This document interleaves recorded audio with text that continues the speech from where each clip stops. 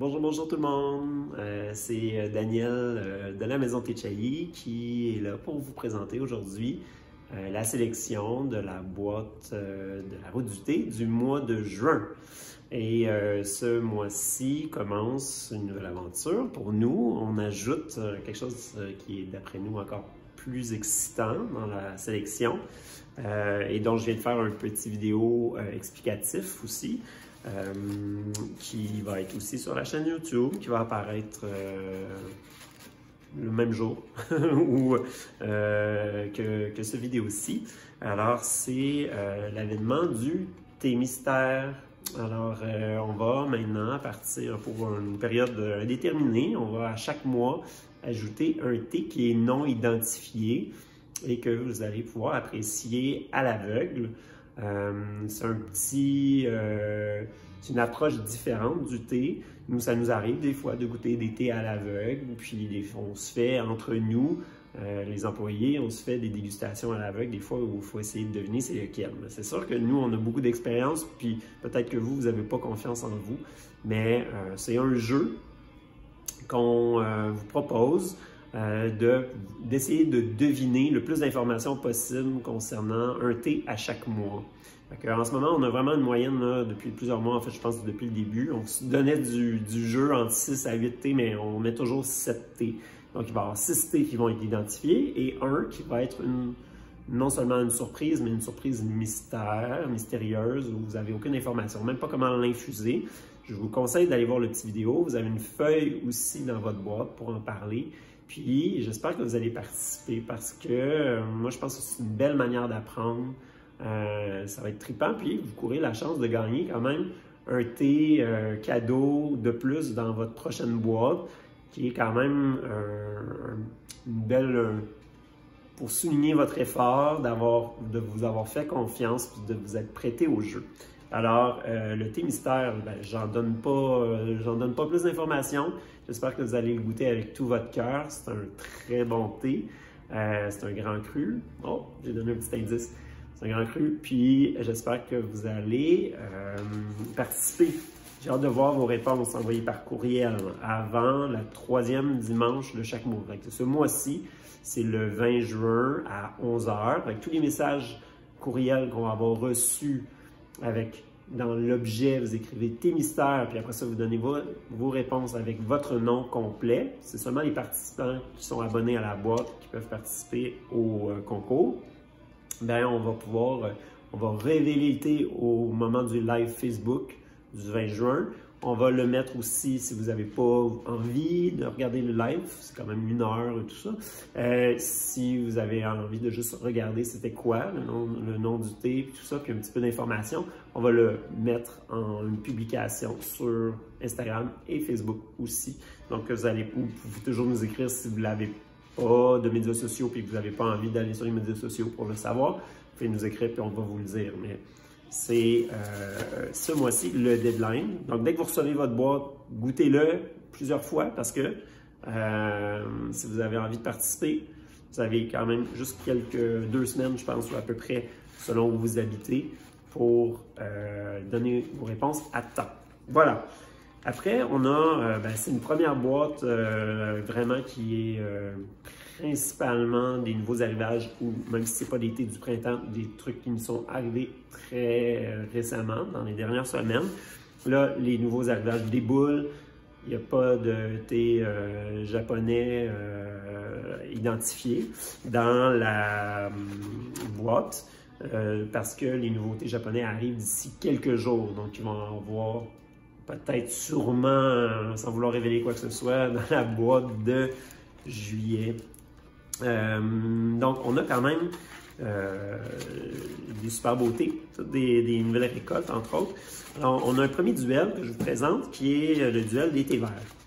Alors, on a mis le Fu-Ding Maojian. Vous le connaissez peut-être déjà, mais ce lot-ci, cette nouvelle récolte-ci, est sûrement le meilleur Fu-Ding Maojian qu'on a eu la chance de goûter. Fait que Fu-Ding Maojian, c'est un de nos thés cultes à la maison de thé. On l'a depuis le début.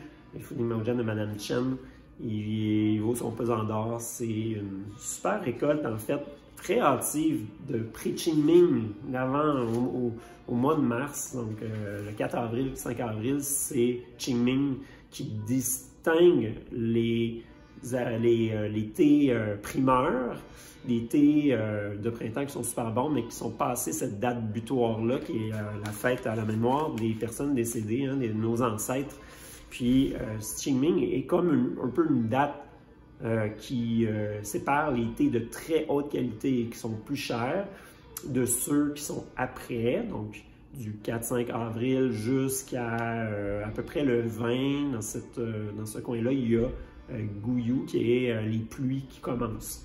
Fait que tout ce qui est pré-Qingming et post-Qingming du début avril est très qualitatif, puis après ça, la qualité, il commence à faire chaud, il y a de la pluie, puis là, la qualité baisse un peu. Fait que là, ici, on a un Fu-Ning Maojian, qui est une récolte très hâtive, mais dont, après avoir pris la pousse, on va avoir pris le bourgeon du futeux, puis on va l'avoir gardé pour faire un lot super cher, qui est bon, soit dit en passant, mais qui est super cher. Puis on va avoir laissé la première et la deuxième feuille qui est ici, dans le sachet. Fait que d'un point de vue chinois, c'est pas un beau thé. Il est un peu vu comme un thé du quotidien à cause de ça. Parce qu'il n'y a pas de bourgeon. Donc, il est moins beau. Comme on a affaire ici à une récolte très hâtive, une grande concentration aromatique dedans, même s'il n'y a pas de bourgeon, ça fait un super thé que nous, on aime vraiment beaucoup en payant vraiment moins cher. Fait que vous avez un thé à 14 $ de 50 grammes qui est ici, vous aviez la version avec le bourgeon, il serait sûrement 40 $ de 50 grammes. Fait que c'est quand même le fun de pouvoir le comparer avec un autre Maojian qui lui a son bourgeon. Le Xinyan Maojian, lui vient du Henan, c'est Fuding, ça vient de Fujian, la région des thés blancs. Puis ici, on a un thé qui est un des thés qui poussent les plus au nord en Chine. Donc le Henan, qui est à l'ouest de Hanwei, qui est la région avec les montagnes jaunes et tout ça. Puis le Xinyan Maojian, c'est un thé que moi j'ai toujours beaucoup aimé et qu'on a très peu eu ici parce que les Xinyan Maojian ordinaires goûtent amer, souvent.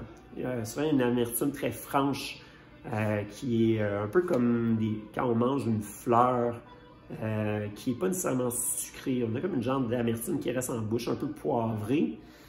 Et le Xinyan Maojian de cette année, j'ai un nouveau contact qui produit un Xinyan Maojian super le fun. Moi, quand j'ai bu l'échantillon de ce thé-là, j'avais l'impression de boire du jus de rose, hein, la fleur, la rose. C'est vraiment, vraiment tout en dessous de fleurs, tout ça. Puis oui, il y a une amertume qui est potentielle, si on l'oublie.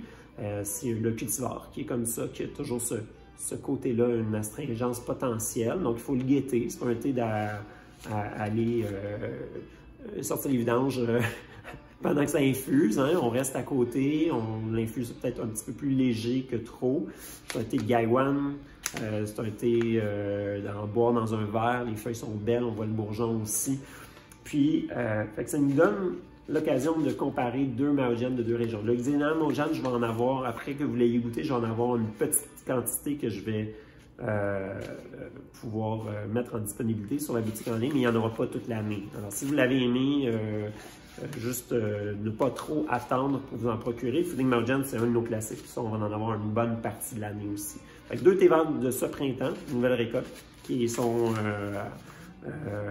en toute pleine au sommet de leur fraîcheur. Après, je vous mets quelque chose de très inusité. Déjà, des thés jaunes, il n'y en a pas beaucoup, mais celui-ci, un thé jaune du Yunnan, produit sur une ferme bio qui est à 1300 mètres d'altitude. Ce n'est pas des théiers sauvages. Le prix, 15 $ de 50 grammes, reflète ça quand même. Hein. C'est des cultures bio, mais en petits théiers, jeunes théiers.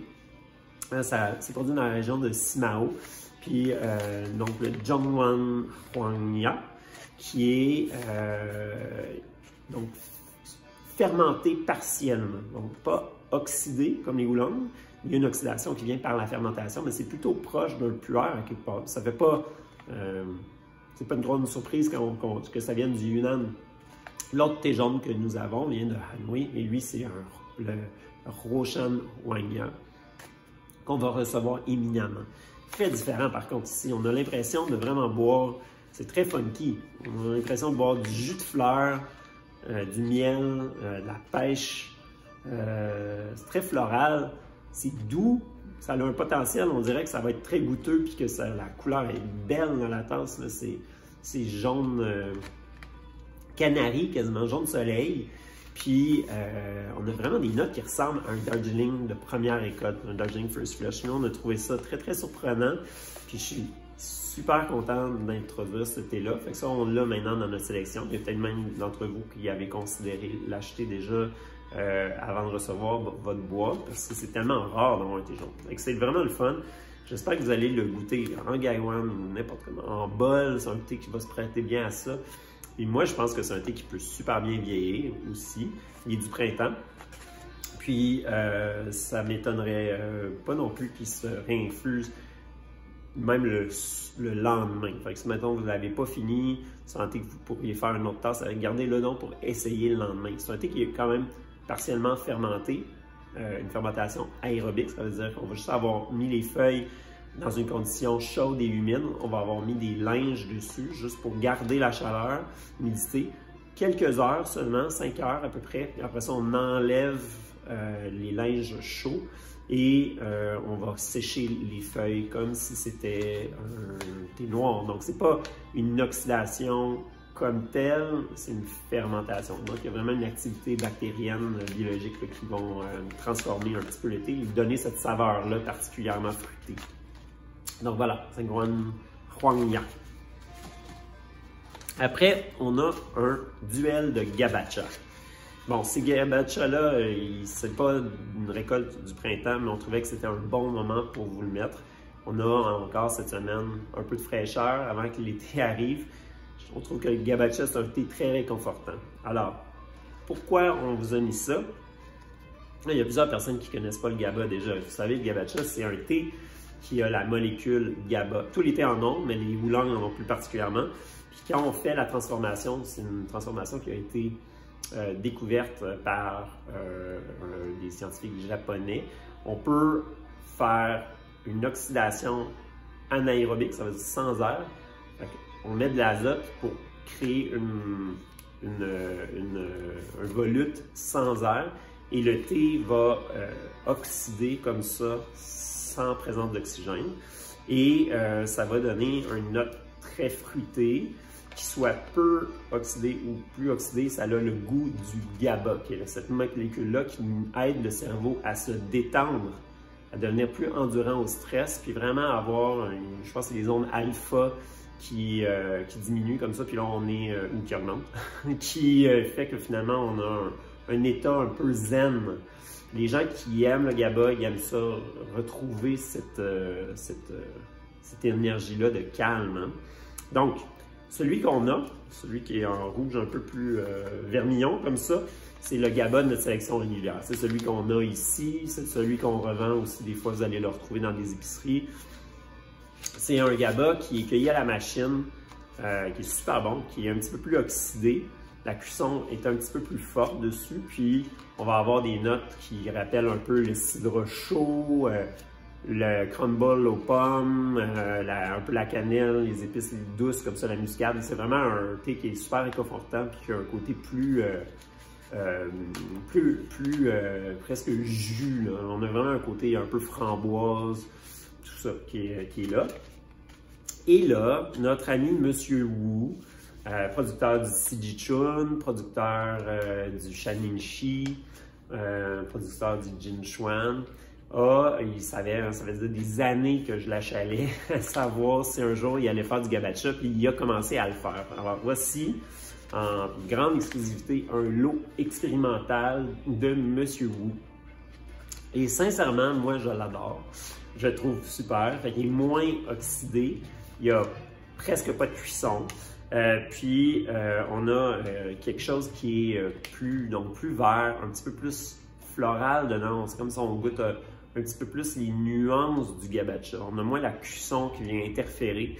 Fait que vraiment un côté encore cidre, mais plus le cidre léger, On goûte un peu la fleur dedans, on a le côté prune jaune qui est là.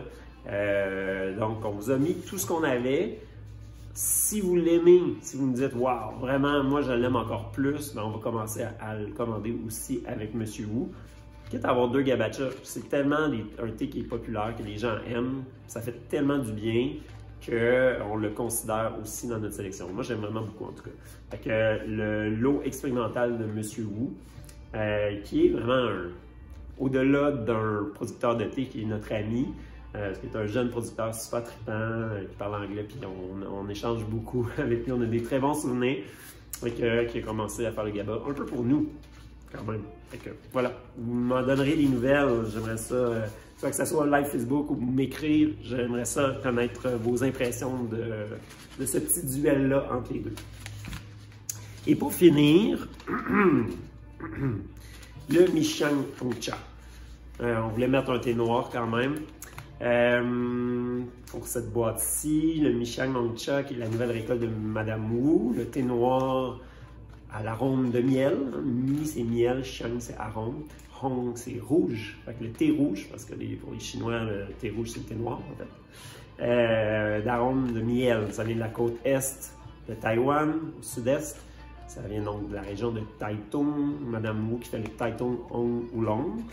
Et son Michang Hongcha, cette année, il y a une petite particularité différente, c'est que Madame Wu a commencé à faire pousser des théiers de la variété Shuexian. Et il était tout petit, la dernière fois que je suis allé, il était tout petit, il avait de l'air de quoi donc? Il avait l'air d'une petite plante d'intérieur, de rien du tout. Puis, ben, ma foi, ils ont poussé en 2-3 ans. Et elle a commencé à faire son Michang Hongcha avec ça. Ce qui va lui donner une note, certes mielleuse et fruitée, hein, mais un côté un petit peu plus minéral aussi. Shuexian, c'est un théier qu'on retrouve dans les monts Hui, où on torréfie au charbon, puis c'est incroyable, mais on dirait qu'on le retrouve là-dedans.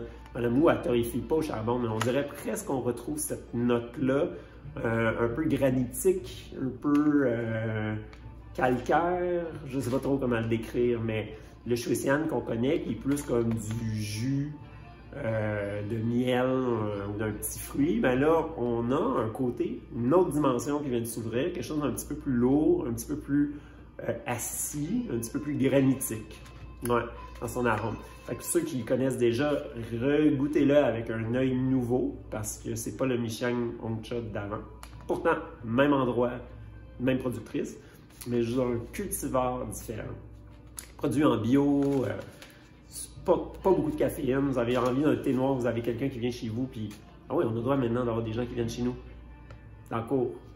Alors, profitons-en, tant qu'on peut. Ben, vous dites que c'est le soir, puis moi un thé noir, ben, Michang Hongcha, pas beaucoup de caféine quand même. Fait que, d'ailleurs, donc vous m'en donnerez une nouvelle aussi, j'espère que vous allez l'aimer. D'ailleurs, par rapport à ça, on va avoir une nouveauté à partir du mois prochain. On est en train de travailler là-dessus. Anne-Marie nous fait des super belles illustrations et on va commencer. On va garder un peu la surprise, mais on va commencer à vous présenter l'été d'une manière encore plus fun, plus ludique, je dirais. Puis, avec des échelles de caféine, des échelles de réinfusabilité. Et c'est d'une bonne augure, je pense que vous allez aimer ça aussi. Puis voilà, j'arrête ça là. On se voit le live Facebook ce mois-ci, 20 juin à dimanche, 20 juin à 11h du matin, si vous voulez être là. Puis sinon, n'hésitez jamais à m'écrire, à nous écrire, que ce soit par courriel à info@chai.ca ou sur les médias sociaux, Maison Chai. Puis, je vous souhaite une très bonne dégustation, un très beau mois de juin et à très bientôt.